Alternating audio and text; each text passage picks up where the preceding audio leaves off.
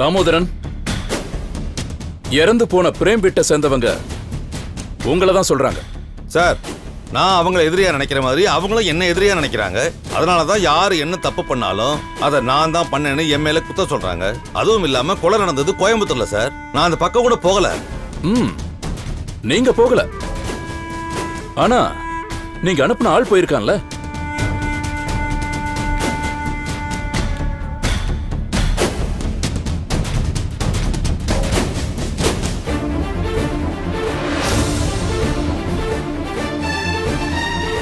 இது யாருன்னு தெரியுதா? தெரியல சார். பொய் சொல்லாதீங்க. பிரேமோட வைஃபும் மத்தவங்களும் சொல்றத பார்த்தா உங்க மேல எனக்கு சந்தேகமா இருக்கு. ஜெயில உங்க பொண்ணை போய் பார்த்திருக்கீங்க. அவகிட்ட பிரேம ஒரு வழி பண்றதா சொல்லியிருக்கீங்க. நீங்க பேசுனதுக்கான ஆதாரம் என்கிட்ட இருக்கு. அந்த சந்தேகத்துல தான் உங்களை நான் அரெஸ்ட் பண்றேன். சார், அரெஸ்ட் பண்றீங்களா? என்ன சார் இது? அநியாயமா இருக்கு. இது நியாயமே இல்ல சார். அதெல்லாம் உண்மை தெரியும் போது பாத்துக்கலாம். கான்ஸ்டபிள் சார், இவரை தூக்கி உள்ள போடுங்க. சார் போங்க. வாங்க.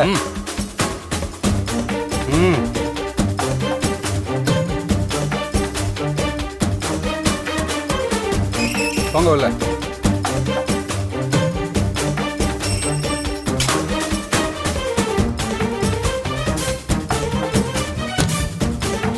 गाध्यायनाय विद्महे कन्याकुमारे च धीमहि धन्नो दुर्गे प्रचोदयात्.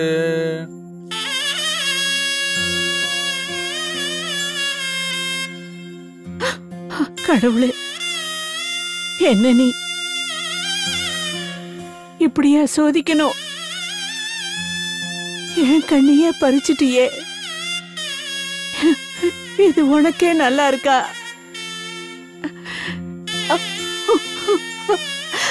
இப்படியா என் பேரனுக்கு ஒரு முடிவு வரணும்?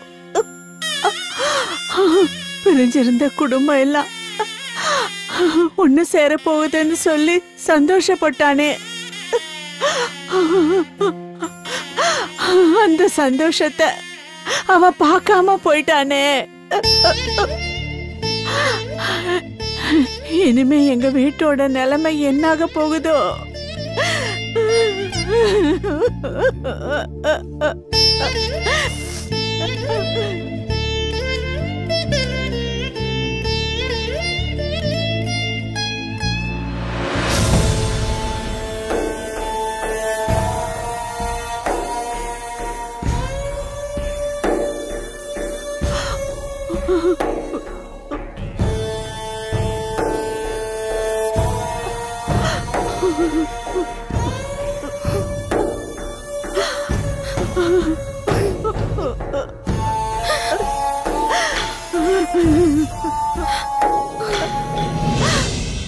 பாட்டி,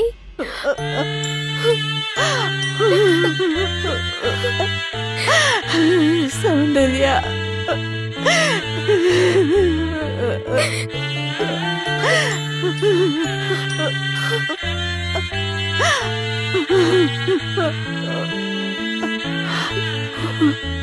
சௌந்தர்யா,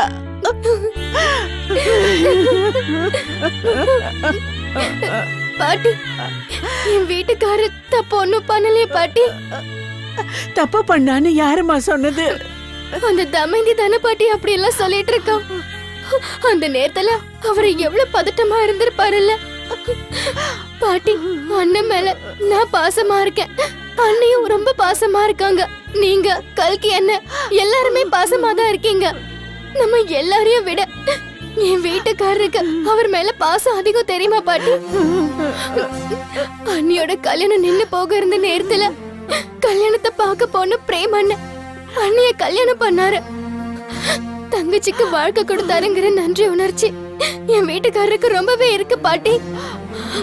அது மட்டும் இல்லாம கல்யாணத்துக்கு முன்னாடியே அவங்க 2 பேரும் ஃப்ரெண்ட்ஸ் வேற. அப்படி இருக்கும்போது அவர் எங்க அண்ணனுக்கு துரோகம் பண்ணுவார பாட்டி?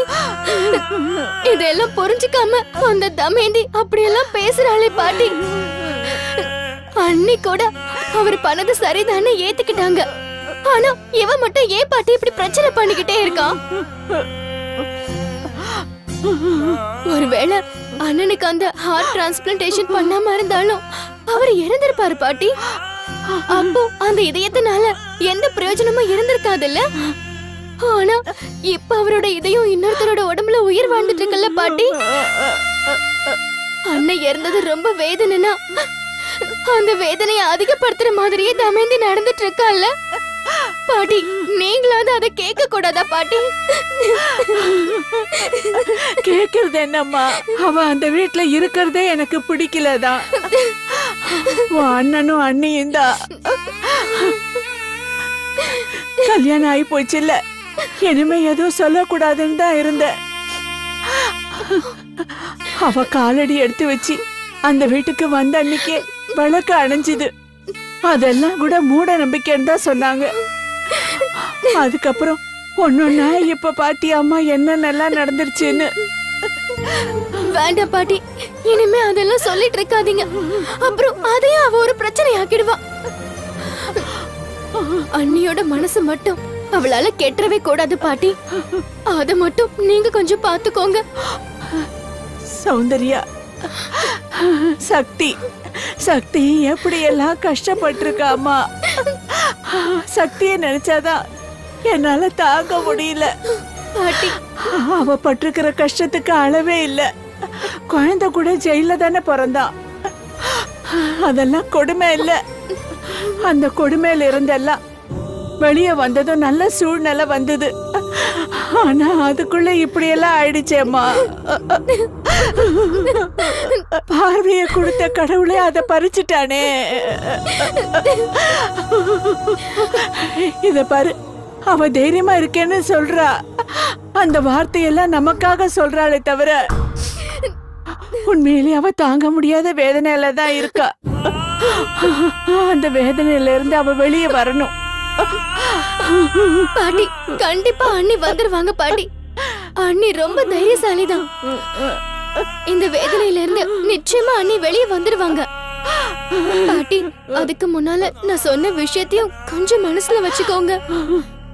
தமேந்தி ஒரு விஷம். அந்த விஷம் அண்ணிய தாக்காம பாத்துக்கணும் பாட்டி. பாத்துக்கிறேம்மா, நானே பாத்துக்கிறேன்.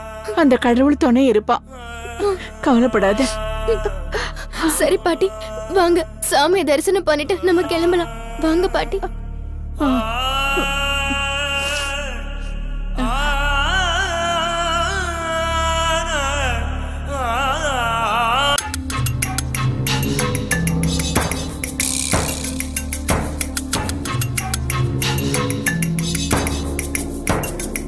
இந்தாங்க டீ சாப்பிடுங்க.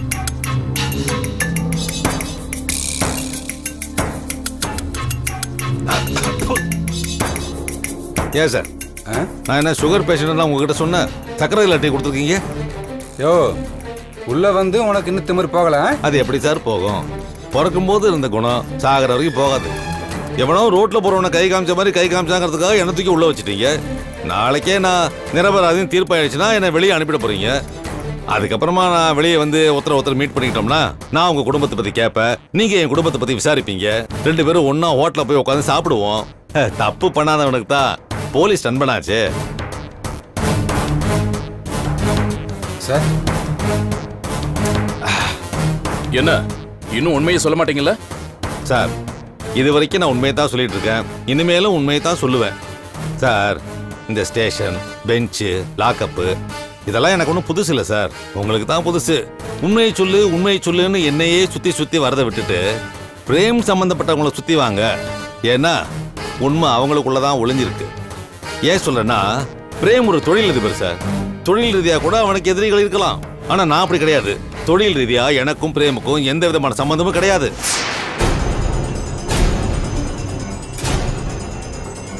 பிரேம் இறந்ததுல எனக்கும் வருத்தம் இருக்கு சார்.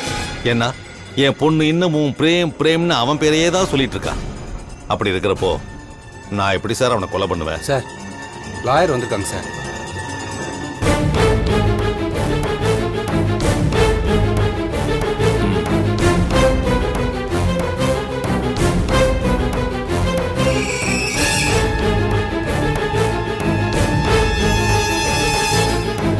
சொல்லுங்க madam. Sir, I am advocate Damayanti. Prem கொலை சம்பந்தமா ஏதாவது தகவல் கிடைச்சதான்னு கேட்டுட்டு போலான்னு வந்தேன். விசாரிச்சுட்டு தான் மேடம் இருக்கோம். ஓகே. அங்க இருக்கிற ரவுடிங்களோட லிஸ்ட் எல்லாம் பார்த்தோம். அவங்கள யாரும் இல்லைன்னு அந்த டிரைவர் சொல்லிட்டாரு. எந்த டிரைவர்? கொலை நடந்த அன்னைக்கு பிரேமோட காரை ஓட்டிக்கிட்டு போனவர். அவரோட அந்த லேண்ட் ஓனரையும் விசாரிச்சோம். அவரும் இல்லைன்னு சொல்லிட்டாரு. சோ பிரேம கொல்றதுக்காக இங்க இருந்து தான் ஆளுங்க போயிருக்காங்க. கொலையாளி ஒருத்தரோட படம் வரையப்பட்டு அது எங்க கிட்ட வந்திருக்கு. அது மட்டும் இல்லாம தாமோதரனுக்கும் பிரேம் குடும்பத்தாருக்கும் பகை இருக்கு. அதனால தாமோதரனையும் விசாரிச்சுட்டு வரோம். நீங்க பிரேமோட குடும்பத்துக்கு சம்பந்தப்பட்டதனால அவர் உங்களுக்கு தெரியும்னு நினைக்கிறேன். சார், நான் அவர்கிட்ட பேசலாமா? தாராளமா பேசுங்க. Thank you sir. எனக்கு கமிஷனர் ஆபீஸ்ல வேலை இருக்கு, போயிட்டு வந்துடுறேன். Okay sir.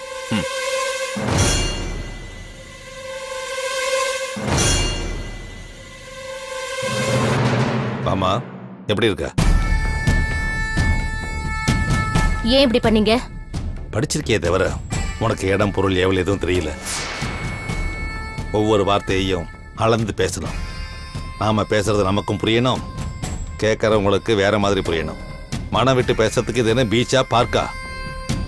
சரி, இங்க என்ன பார்க்கத்தானே வந்த? ஆனா இன்ஸ்பெக்டர் கிட்ட சொன்னது வேற. சரி, என்ன எப்ப வெளியே கொண்டு போற? நான் எப்படி அதை பண்ண முடியும்? அந்த வீட்ல இருந்துகிட்டு உங்களை வெளியே கொண்டு வந்தா அவங்க என்ன நினைப்பாங்க? இந்த பார் தமயந்தி, நான் எப்பவுமே அடுத்தவங்களை பத்தி கவலைப்படுறேன் இல்ல. நான் எப்படியாவது வெளியில வரணும், அது உன்னால ஆகணும். ஏன்னா இதுல நீயும் சம்பந்தப்பட்டிருக்க. நானா? நான் எப்படி உங்களோட சம்பந்தப்பட்ட? பணம் கொடுத்தில்ல, செக் கொடுத்திருக்கல, நமக்குள்ள அப்படி ஒரு பரிவர்த்தனை நடந்திருக்குல்ல. அதனால நீ மாட்டிக்க கூடாது பாரு.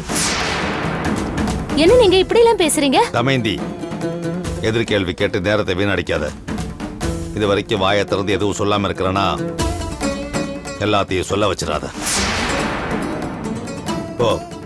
போய் ஆக வேண்டியதை பாரு.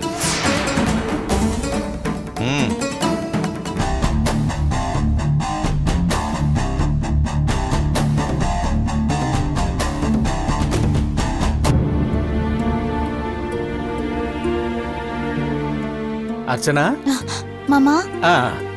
ஓ, டிரான்ஸ்ஃபார்மிங் இந்தியன்ஸா? நான் 10 டைம்ஸ் படிச்சிருக்கேன் அந்த புக்கை. படி. ஆமா, இன்னைக்கு உனக்கு நேரம் ரொம்ப நல்லா இருக்குமா? லக்ஷ்மி எங்க வெளியே போயிருக்கா தெரியும்ல? திலீப் தனியா ஹால்ல உட்கார்ந்திருக்கான். அவ வரத்துக்குள்ள அவங்கிட்ட பேசி முடிச்சிரு. மாமா, எனக்கு என்னமோ இது சரியா வரும்னு தோணல மாமா. என்ன அர்ச்சனா அப்படி பேசுற? ஆமா மாமா, நான் எந்த தப்புமே பண்ணல. பின் எதுக்காக நான் அவர்கிட்ட போய் மன்னிப்பு கேக்குற மாதிரி நடந்துக்கணும்? நான் உன்னை மன்னிப்பு கேட்க சொல்லல அர்ச்சனா. உன் பக்கம் இருக்கிற நியாயத்தை சொல்ற, அவ்வளவுதான். பேசி தீர்க்க முடியாத பிரச்சனை எதுவுமே இல்ல அர்ச்சனா. திலீப் தப்பானவன் இல்ல அர்ச்சனா. எந்த கெட்ட பழக்கமும் அவனுக்கு இல்ல. அவனுக்குன்னு ஃப்ரெண்ட்ஸும் யாரும் இல்ல அர்ச்சனா. எந்த ஒரு விஷயமா இருந்தாலும் அவன் என்கிட்டதான் பேசுவான். உனக்கே நல்லா தெரியும், ஆபீஸ்ல கூட அனாவசியமா யார்கிட்டயாவது பேசிருக்கான சொல்லு. அவனோட கோபத்துக்கும் உன்னோட கோபத்துக்கும் 3வது மனுஷங்க தாமா காரணம். சரியா? வேலை செய்யற இடத்துல உனக்கு நல்லது செய்யறதா சொல்லி அவனை எல்லாரும் அவமானப்படுத்தினாங்க.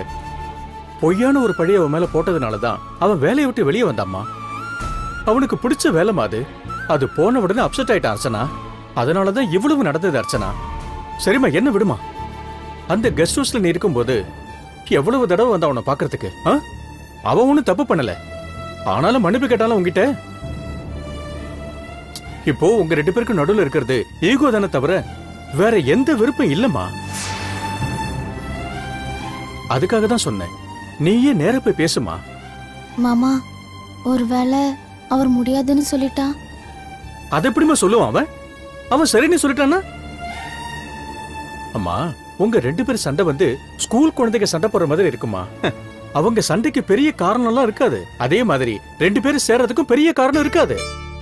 யாரோ ஒருத்தர் முதல்ல பேசிட்டா அவங்க சண்டை தீந்துடுமா. அது மாதிரி தாமா ஒண்ணு நான் பேச சொல்றேன். சரி மாமா, என்ன சொல்றீங்கல்ல, இதே மாதிரி அவர்கிட்டயும் போய் சொல்லலாம்ல. அவர் வந்து என்கிட்ட பேச சொல்லலாம்ல. ஐயோ, இந்த ஈகோவை தாமா உன்னை விட சொல்றேன். இப்ப நீ சொன்ன மாதிரி அவனு சொல்லிட்டா? அவன் என் பையன் அர்ச்சனா. அவங்கிட்ட பேசுறது எனக்கு பெரிய விஷயமே இல்ல. ஆனா நான் பேசுறதை விட நீ பேசுன அர்ச்சனா. அம்மா, நீ அவங்கிட்ட பேசும்போது உன் மனசுல இருக்கிற எல்லாத்தையும் சொல்லிடு. தயவு செஞ்சு எதையும் மறைக்காத என்ன. நீ பேசிப்பாரு. ஒருவேளை அவன் கேட்கலன்னு வச்சுக்க, அதுக்கப்புறம் என்ன பண்ணலான்னு நான் சொல்றேன். சரியா?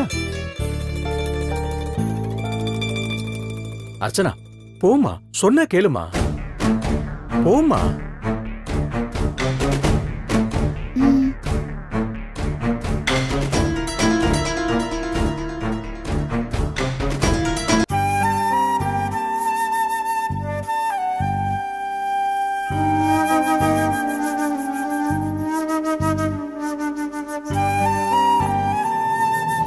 உங்ககிட்ட கொஞ்சம் பேசணும்.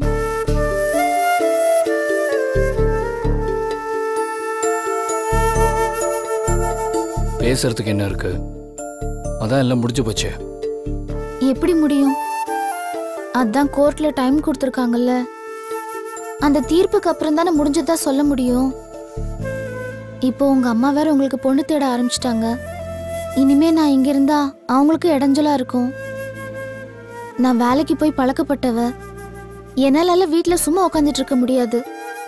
அதனாலதான் நான் அங்க வேலைக்கே வந்தேன். அதுவும் பேப்பர்ல பார்த்த விளம்பரத்தை வச்சுதான். உங்களை அங்க பார்த்ததுக்கு அப்புறம் தான் அது நீங்க வேலை செய்யற கம்பெனின்னு எனக்கு தெரியும். அப்பவே வேண்டான்னு போயிருக்கலாம்ல. இன்டர்வியூக்கு வந்து செலக்ட் ஆனதுக்கு அப்புறம் நான் எப்படி வேண்டான்னு சொல்ல முடியும்? அதே மாதிரி தான் கெஸ்ட் ஹவுஸ்ல போய் தங்குனதுக்கு கூட எங்க வீட்டோட சூழ்நிலை தான் காரணம். அங்க அமைதியே இல்லாம இருந்ததால தான் நான் அப்படி பண்ணேன். இப்ப அந்த வேலை வேண்டாம் விட்டுடுன்னு மாமா சொன்னதுனால தான் அந்த வேலையை விட்டுட்டேன்.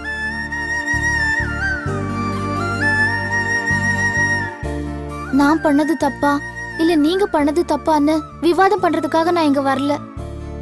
இனிமே நான் இங்க இருக்கணுமா இல்ல இருக்க கூடாதாங்கிறதுக்காக தான் நான் இங்க வந்தேன். இப்ப எங்க வீட்ல இருக்கிறவங்க யார் கூடயும் போக இஷ்டம் இல்ல. அதனால எங்கேயாவது லேடிஸ் ஹாஸ்டல்ல தான் போய் தங்கணும்.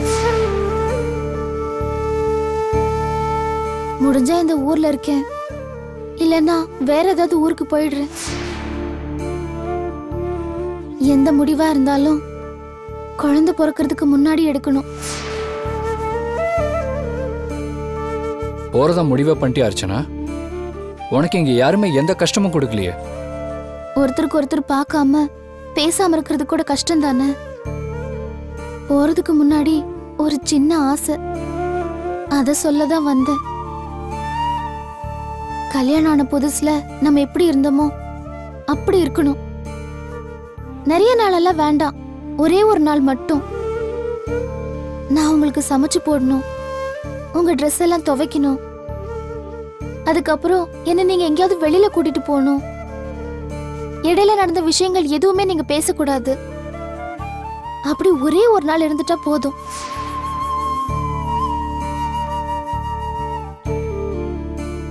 என்ன சொல்றீங்க?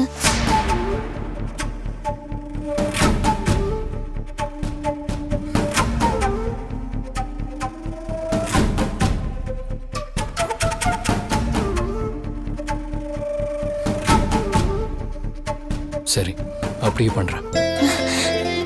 தேங்க்ஸுங்க, தேங்க்யூ so மச்.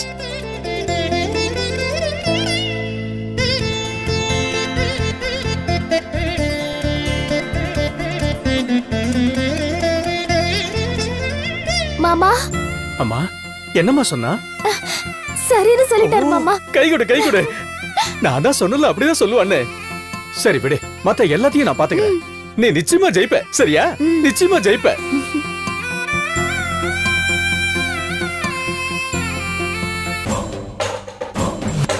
வாடா சார், இவன் தான் சார். வணக்கம் சார். உன் பேர் என்ன? மாரி சார். பிரேம்ங்கிறவரை நீதானே கொலை பண்ண? சார் இல்ல சார், அவர் யாருன்னு எனக்கு தெரியாது. டேய், பொய் சொன்னா நீ உயிரோட இருக்க மாட்ட. சார் சத்தியமா எனக்கு தெரியாது சார். டேய், நீயும் இன்னும் சில பேர் அவர் அடிக்கும் போது அவரோட இருந்த ஒருத்தர் பார்த்திருக்காரு. அந்த காரை ஓட்டிட்டு போன டிரைவரும் பார்த்திருக்காரு. டேய், அவர் சொன்ன அடையாளங்களை வச்சு வரைஞ்ச படம் தான் அது. டேய், இது நீதானே?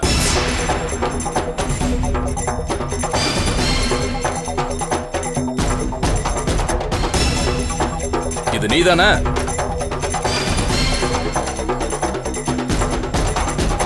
சொல்லுடா.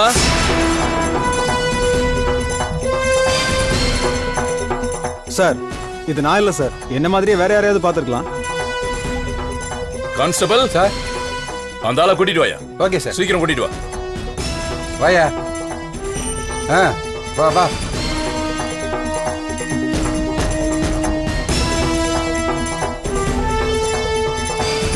டேய், இவர் உனக்கு தெரியுமா?